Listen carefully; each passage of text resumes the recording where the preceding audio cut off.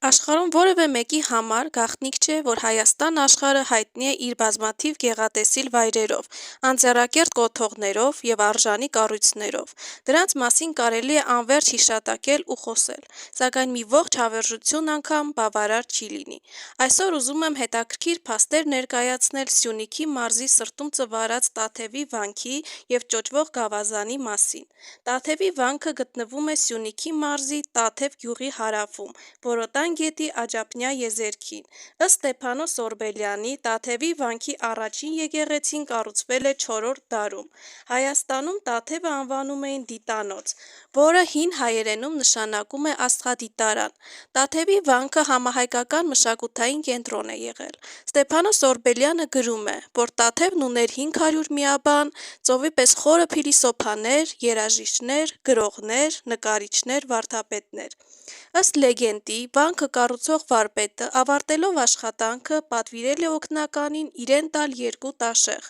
Օգնականը բերել է տաշեղները։ Վարպետը դրանք մոտեցրել է իրեն և շշնջացել. «Թող Սուրբ Հոգին ինձ տա թև»։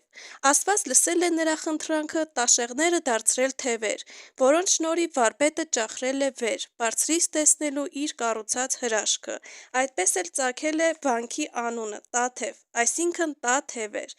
Վանքն ունեցել է խոշոր մատենադարան, որտեղ պահում էին շուրջ 10,000 ձեռագիր մատյաններ։ Տաթևը եղել է Սյունյաց եպիսկոպոսության աթոռանիստը։ Այստեղ են բերվել Քրիստոսի խաչապայտի մասունքով արծաթե հսկա Բաբկենյան խաչը, Բյուզանդիայից աստվածամուխ Սուրբ Նշանը, Սուրբ Հովհաննեսի, Սուրբ Գրիգոր Լուսավորչի, առաքյալների մասունքները և աստվածածնի մազերը։ Սուրբ Աստվածածին եկեղեցին Տաթևի վանական համալիրի 3 եկեղեցիներից մեկն է։ 1087 թվականին համալիրի պաշտպանական համակարգի հյուսիս-արևմտյան անկյունում որպես երկրորդ հարկ կառուցվել է Սուրբ Աստվածածին եկեղեցին։